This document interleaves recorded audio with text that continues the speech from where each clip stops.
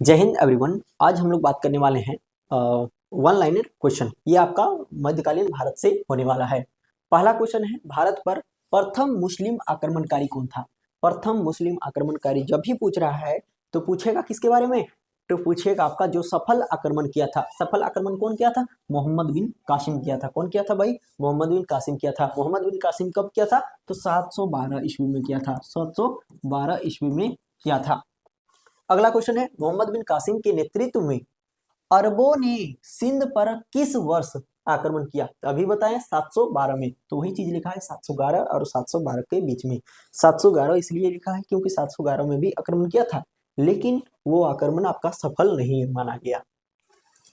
Next question है, अरब आक्रमण के समय सिंध पर किसका शासन था? तो सिंध के राजा थे दाहिर। कौन थे भाई? दाहिर। दाहिर को पराजित किया था कौन? मोहम्मद बिन कासिम ने। मोहम्मद बिन कासिम ने। उसके बाद जजिया कर को भारत में लागू कर दिया था। अगला क्वेश्चन देखो, गैर मुसलमानों की भूमि को क्या कहा जाता था?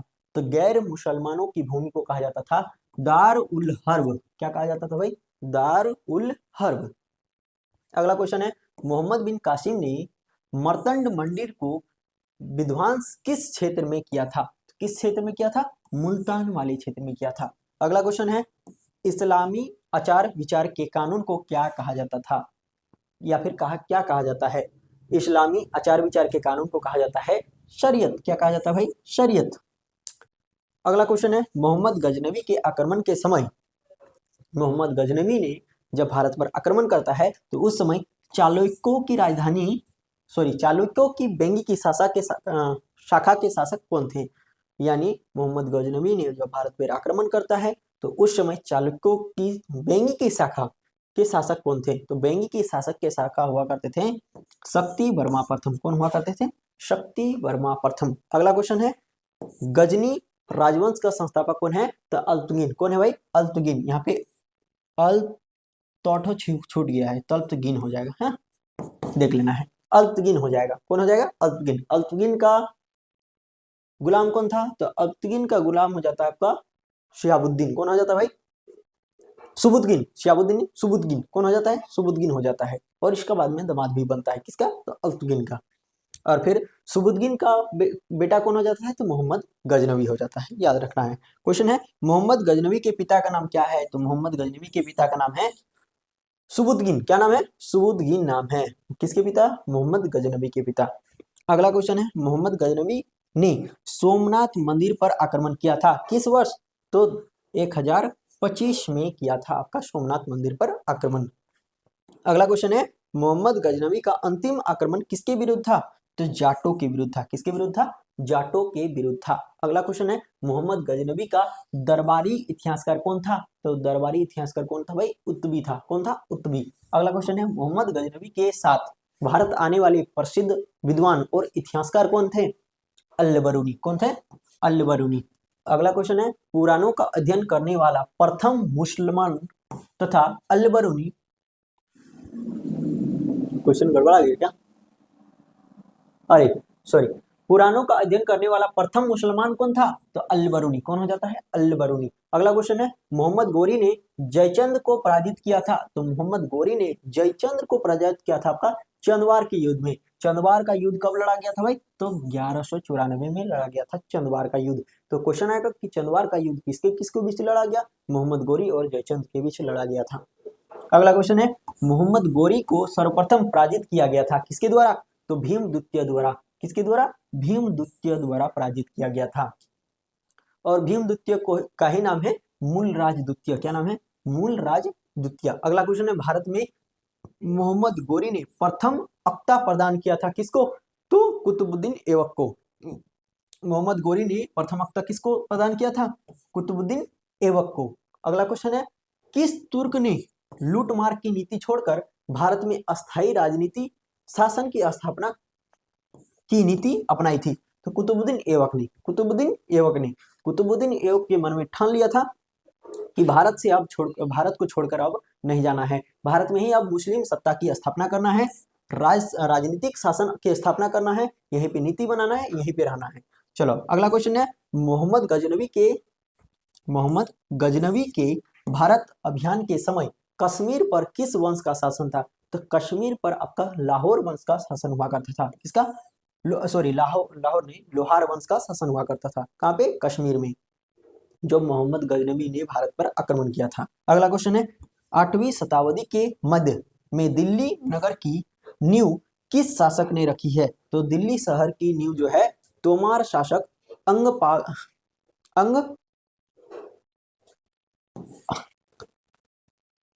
अंगपाल द्वारा रखा गया था। अगला क्वेश्चन है, मोहम्मद गजनबी ने भारत में अपना अंतिम अभियान 1027 ईस्वी में किसके विरुद्ध किया था? तो गुजरात के जाटों के विरुद्ध किया था अपना अंतिम अभियान। कौन? मोहम्मद गजनबी ने। चलो अगला क्वेश्चन है, बगदाद के खलीफा द्वारा मुस्लिम शासकों को इस्लाम के रक्षक के रूप में कौन सी उपाधि प्रदान की जाती थी? तो अमीन उल मिल्लत, अमीन उल मिल्लत। अगला क्वेश्चन है, सुल्तान खुसरो किस साम्राज्य का अंतिम शासक था? तो सुल्तान खुसरो जो है आपका गजनी साम्राज्य का अंतिम शासक हुआ करता था। कौन? तो सुल्तान खुसरो। अगला देखो, 1175 ईस्वी से 1206 ईस्वी तक भारत में किस विदेशी शासक ने लगातार आक्रमण किया है? तो सिहाबुद्दीन मोहम्मद गोरी ने। कौन क्या है भाई? सिहाबुद्दीन मोहम्मद गोरी या बोलो या फिर मोहम्मद गोरी बोलो। अगला देखो, आबू पर्वत के निकट 1178 में किस शासक ने मोहम्मद गोरी को पराजित किया है? तो मूलराज ने। मूलराज का और एक नाम क्या है? आप लोग कमेंट में लिखिए। कुछ द्वितीय करके है, हिंट दे रहे हैं, कुछ द्वितीय करके है। मूलराज किसका नाम है?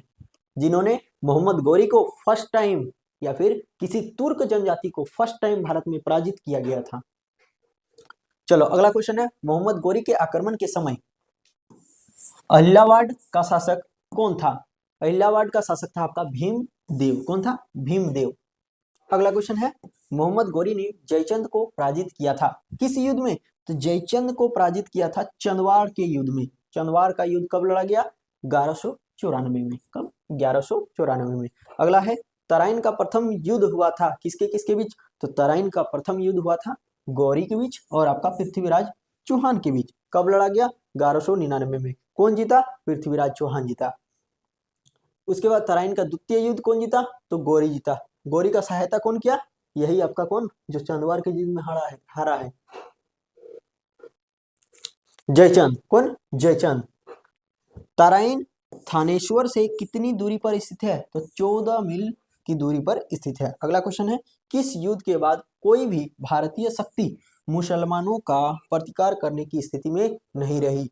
तो तराइन के द्वितीय युद्ध के बाद जब हमारे पृथ्वीराज चौहान जी की हत्या कर दी जाती है, उसके बाद जो है कोई भी भारतीय सत्ता जो है मुस्लिमों से मुकाबला करने के पक्ष में नहीं था।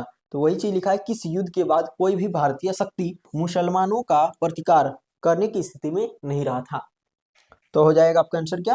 तराइन का द्वितीय युद्ध। कब लड़ा गया? तो 1192 में। 1192 में। अगला क्वेश्चन है, पृथ्वीराज चौहान के विरुद्ध मोहम्मद गोरी की सहायता करने के कारण किस शासक को देशद्रोही की संज्ञा दी जाती है? तो कन्नौज का शासक हो जाता है आपका जयचंद। कौन हो जाता है भाई? कन्नौज का शासक हो जाता है जयचंद। अगला क्वेश्चन है, गौर लौटते समय 15 मार्च 2006 को 1206 को किसने मोहम्मद गोरी की हत्या करवाई दी? तो सिया विद्रोहियों ने।